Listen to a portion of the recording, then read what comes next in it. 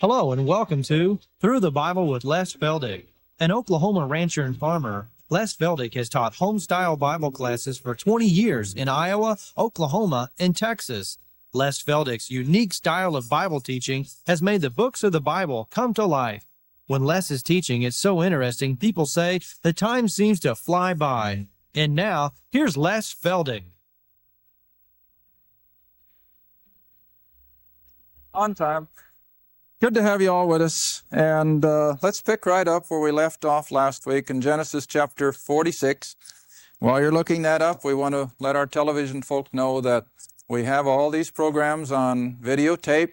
They're nominal in cost, and if you'd like to have a library of it, you can pick them all the way up from Genesis on up as far as we've come.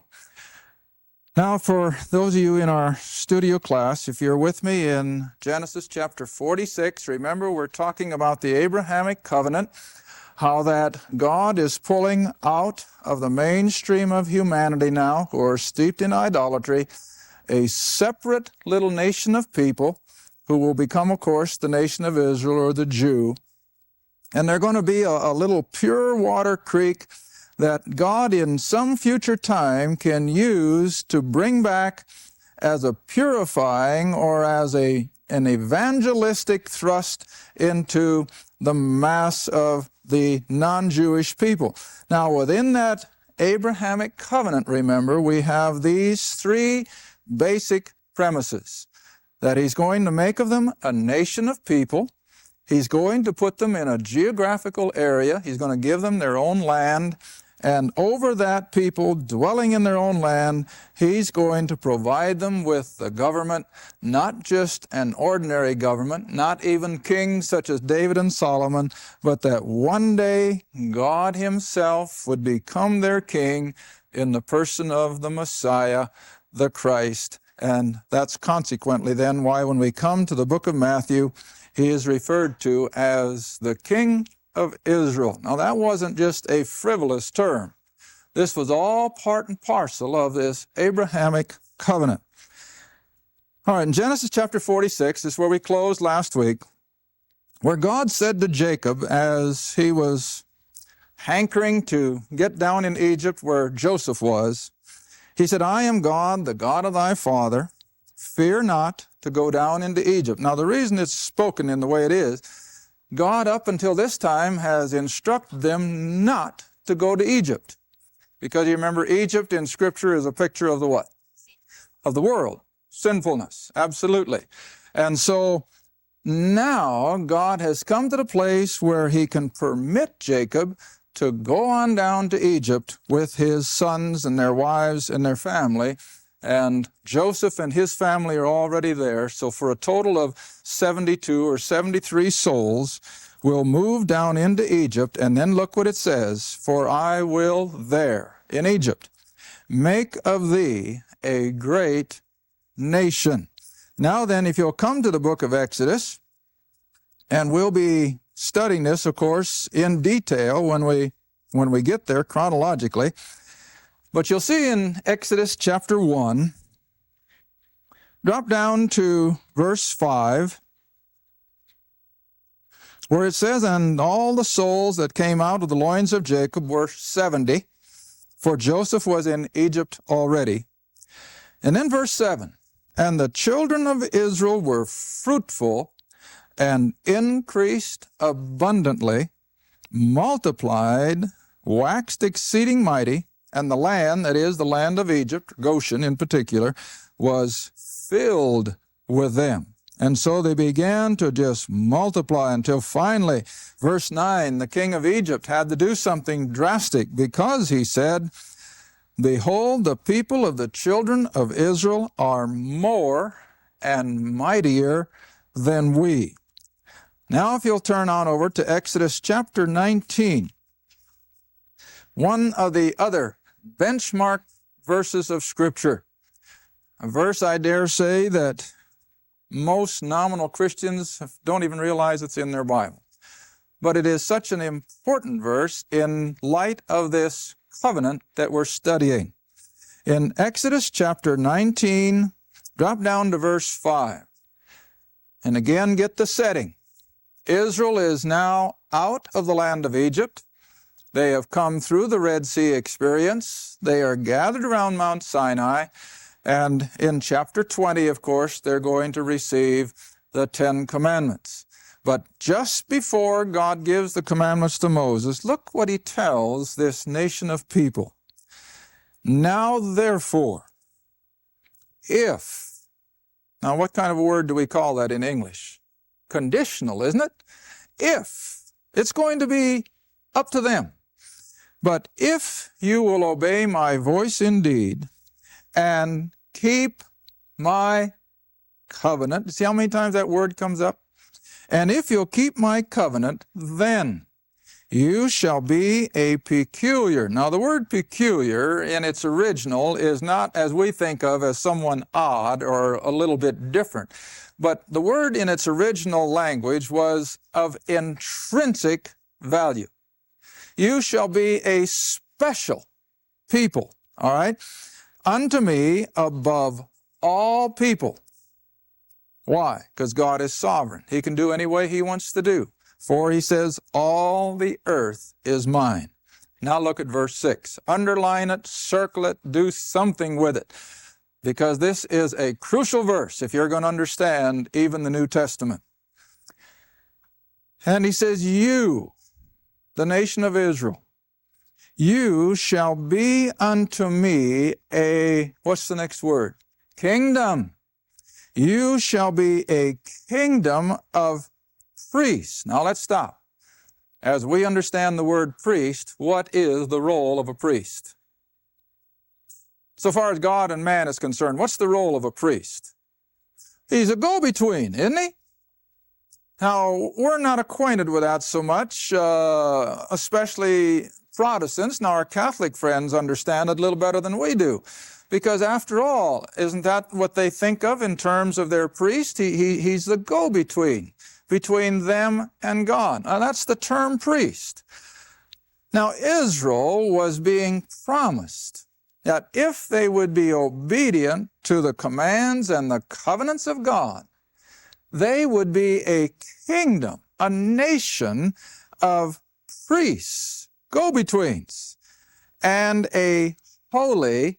Now that word holy means separated, doesn't mean perfect, but it means separated, a holy or a separated, what's the next word? Nation. Now there's plain English. Israel now is a large enough group of people now brought out of Egypt. God is going to give them the commandments. He's going to give them the system of worship, which we now recognize as the system of law, the temple and all the rest of it. But the whole idea of this thing is that they were to become a nation of go-betweens. Now, the best verse I guess I can show that would be in fulfillment of that if you'll go all the way back to Zechariah. Now, Zechariah is the last book in your Old Testament. So if you get to Matthew, just back up through Malachi, and you'll come to Zechariah, and come down to chapter 8.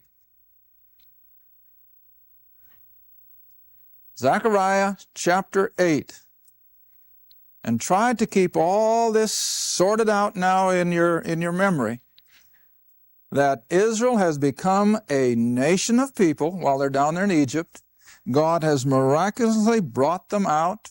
They're around Mount Sinai, ready to be given the very system that's going to prepare them for this role. They are now a nation of people, and he is promising that they can be priests of God. They could be the go-between, not just between each other, but between themselves and, again, this river of humanity. Now remember, this is the whole idea of separating this little nation of people, is to prepare them for the day when they could be all that God wanted them to be with regard to the non-Jewish people, which we normally refer to now as Gentiles. All right, you got Zechariah chapter 8, verse 20. Thus saith the Lord of hosts, it shall yet come to pass. Now it hasn't yet. It's still future. But of course in Zechariah's time, we're back there about 450 BC. but we could still say it's appropriate because it never did happen up till now. Thus saith the Lord of hosts, it shall yet come to pass that there shall come people and the inhabitants of many cities, and the inhabitants of one city shall go to another, saying, let us go speedily to pray before the Lord, or Jehovah, and to seek the Lord of hosts. And these people will say, and I'll go with you. I'll go also. Verse 22, yea, many people, and strong, what's the next word? Nations. See, I'm a stickler for every word. People and nations, plural, shall come to seek the Lord of hosts, where? In Jerusalem, not heaven, Jerusalem. Oh, it's going to be the center of all this activity. And to pray before the Lord, or before Jehovah. Now, verse 23. I think most of you have been in my classes long. You've already got this well underlined. Thus saith the Lord of hosts, in those days, what days? When God is finally using Israel to evangelize the nations. In those days, it shall come to pass that 10 men shall take hold out of all languages around the world. Every tongue and tribe and nation of people will take hold, even the skirt of him who is a Jew. And what will they say to that Jew? Oh, we want to go with you, for we have heard what? God is with you. That's where everything is happening. And this was what Israel had in her future. Oh, she could come to the place where 10 men to 1 would say, can we go with you and go back to Jerusalem and meet this God of yours, that we can have fellowship with him as you do? Wasn't that a tremendous prospect? And Israel, what? They blew it. They blew it. But oh, I want you to see that this was the potential all the way up through the Old Testament. Another verse just came to mind a moment ago. Maybe let's go to the New Testament. I don't think it's the verse I had in mind, but let's go to Galatians.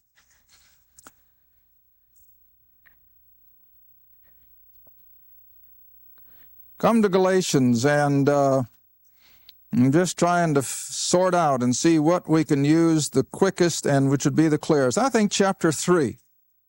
In Galatians chapter 3,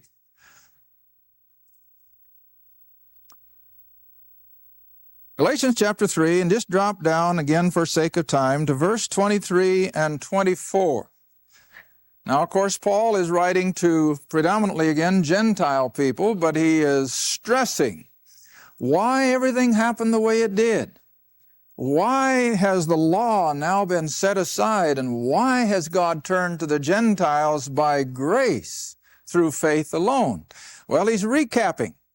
Now in Galatians 3, verse 23, he says, before faith came, or the faith way came, we, he's speaking as a Jew, were kept under the law, shut up, confined to the faith which should afterwards be revealed. Now verse 24 says it all. Wherefore the law was our, what's the word? Schoolmaster. Now, what in the world is the role of a schoolmaster? Come on, you parents. Oh, to teach your kids. And why do we educate our children? To be prepared for a role in adult life, isn't it?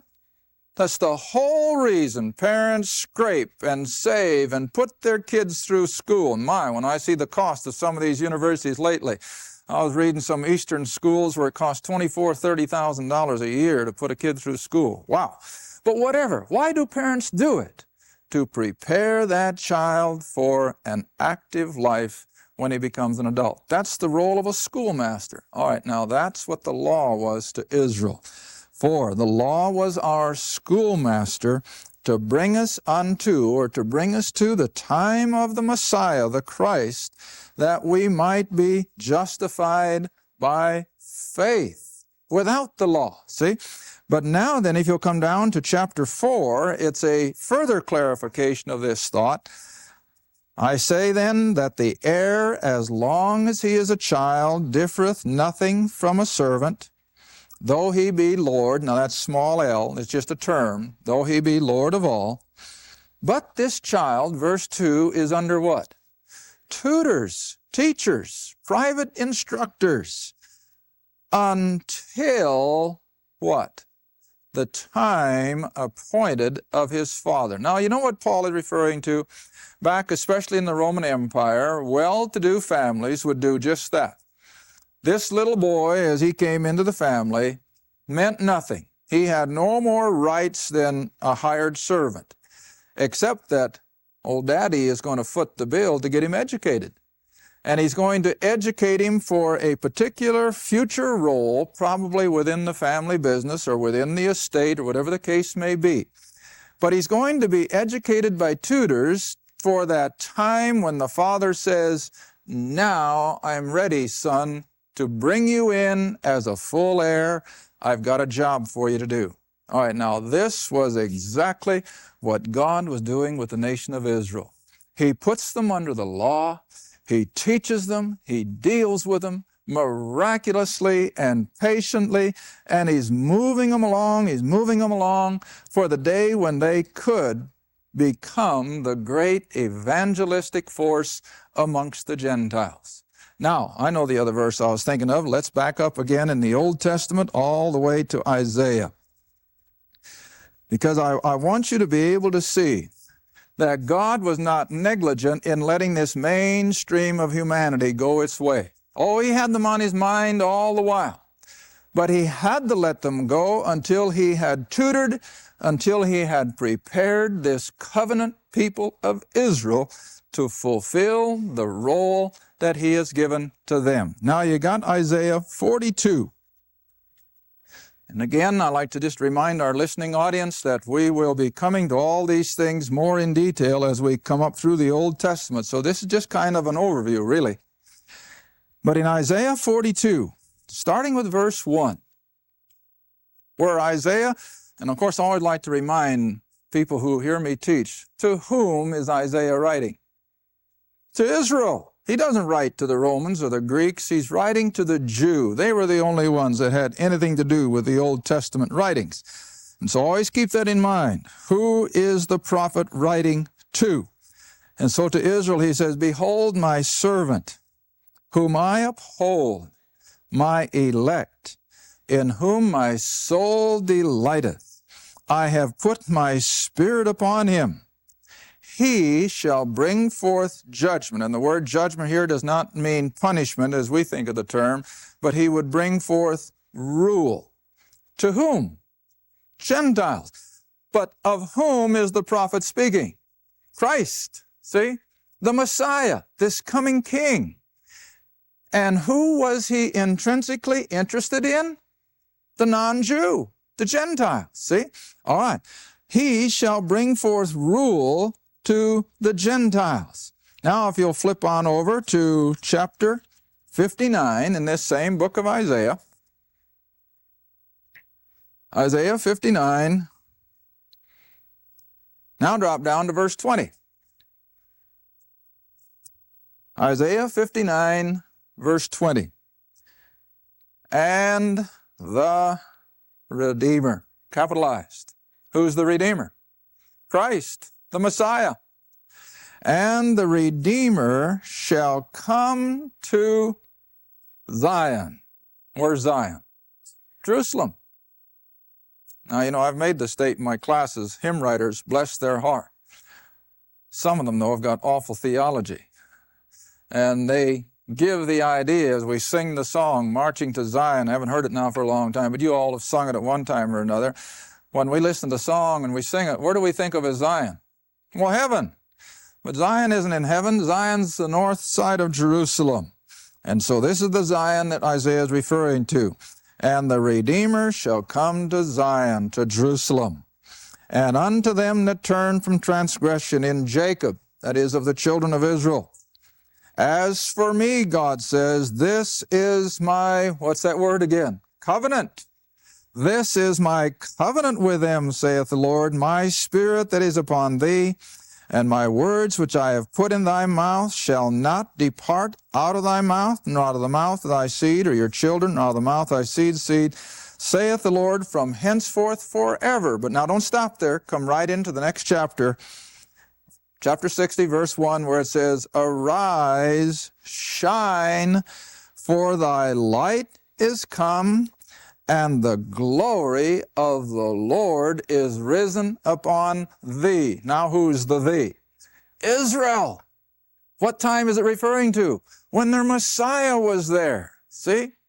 Do you remember in the Gospels when Jesus told Israel, you are the light of the world?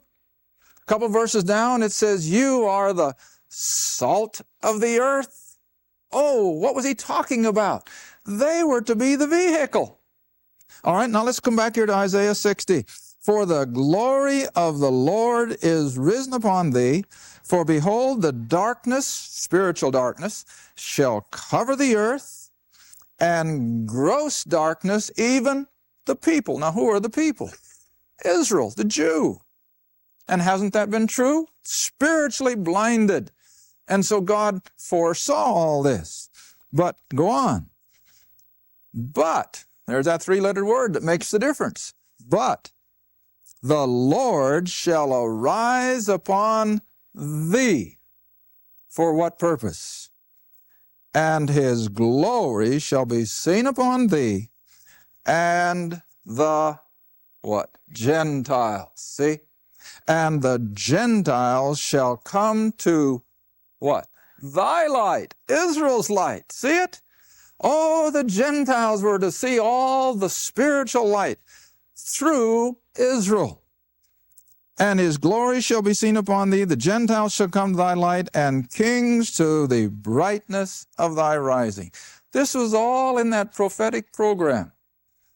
But as I said before, and I'll say it again, Israel blew it. They just totally rejected it, and they couldn't understand it. And as Paul writes in Corinthians, they didn't know who he was. Now, those of you who've been with me again over the years, you've heard me say it over and over. Israel should have known who Jesus was. Israel could have known if they'd have just gone back to the book. But Israel did not know. And so Paul can write in Corinthians that the wisdom of this world was just not comparable to the wisdom of God. And then he says so clearly that had the rulers of this world, had the rulers of Israel, had they known who Jesus was, what does the rest of the verse say? They would not have crucified the Lord of glory. You know it. So why did they crucify him? They didn't know who he was. And I maintain then, for those of you that want to read on ahead of me or study on ahead, now when you get to those early chapters of Acts, what is the great burden of the Apostle Peter? Oh, to stress to the Jew who that was that they had murdered. And that's the word he uses in Acts chapter 2 and Acts chapter 3. And he says, he was the promised one. But God raised him from the dead. And Israel still couldn't believe it. It's just beyond our comprehension. But they could not believe who he really was. All right, now then, if you'll come back to Genesis 12, and let's just take another little run then at some of these other verses with regard to this Abrahamic Covenant. And like I said 2 weeks ago, or whenever we started Genesis 12, for those of you listening on television, you're going to have to bear with us. This is unrehearsed, and we don't time it, so we're just going to have to end wherever we have to end, and we'll pick it up right away in the same place next week, even though we might be more or less in the middle of a thought or an outline. Now in this Abrahamic Covenant, where God has established the fact that the nation of Israel is now on the scene. They have come out of Egypt, several million strong. Now the next thing I want you to have to understand is that God is going to provide them with a piece of land, a part of this old earth's topography. Turn to Genesis 15. We're not going to get far on this segment, but we'll get started. Hopefully we've established that they are to be a nation of people. But God's going to put them in a geographical area. And this is the sore spot of the whole Middle East tonight. That's why it's so appropriate that we're studying this covenant in light of the prophetic aspect as well as the here and the now. Genesis chapter 15. The very same verses are appropriate that we read earlier, where Abram is wondering, how is God going to bring this about, seeing that he's childless? Now, if you'll come down to verse 8. Last time we looked at these verses, he was talking about numbers, people. And he said, as the stars are numberless, so are the people that will come of thee. Now, verse 7. God says, I am the Lord that brought thee out of Ur of the Chaldees to give thee this, what's the next word? Land. Here it comes. Now we're talking about real estate. Regular old terra firma. The land to inherit it. And Abram is so human. He comes right back and what does he say? Yeah, but Lord, how do I know that? How do I know I'm going to inherit the land? You haven't given me any guarantees other than his word, and we got to give Abram credit. He was a man of faith, but even a man of faith still says what? Show me some proof, see? All right. Whereby shall I know that I'll inherit it? Well, we haven't got time to go into all of this. Got 1 minute left, and we come down through these verses that I call the signing of Israel's deed. That's verses 10 down through verse 18. But now look at those closing 3 verses, and with this we'll have to stop. In the same day the Lord made a covenant with Abram, saying, unto thy seed I have given, past tense, this, what's the word? Land. Now look how big it is, and we'll show you on the board perhaps next week. I have given you this land from the river of Egypt to the great river Euphrates, the Kenites, and he lists all the Canaanite tribes, the Amorites, the Canaanites, the Girgashites, and the Jebusites. Whose land is it now? Israel's. And the Canaanites are going to have to be driven out so that Israel can inherit the land that God deeded to Abraham.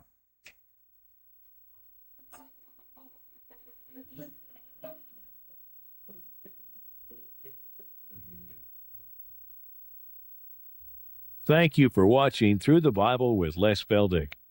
If you would like more information about the Les Feldick Ministries or about this program, write to Les Feldick Ministries, Route 1, Box 760, Kinta, Oklahoma, 74552. That's Route 1, Box 760, Kinta, Oklahoma, 74552. Through the Bible is viewer-supported, and your gift is appreciated. Thank you, and be sure to tune in next time for Through the Bible with Les Feldick.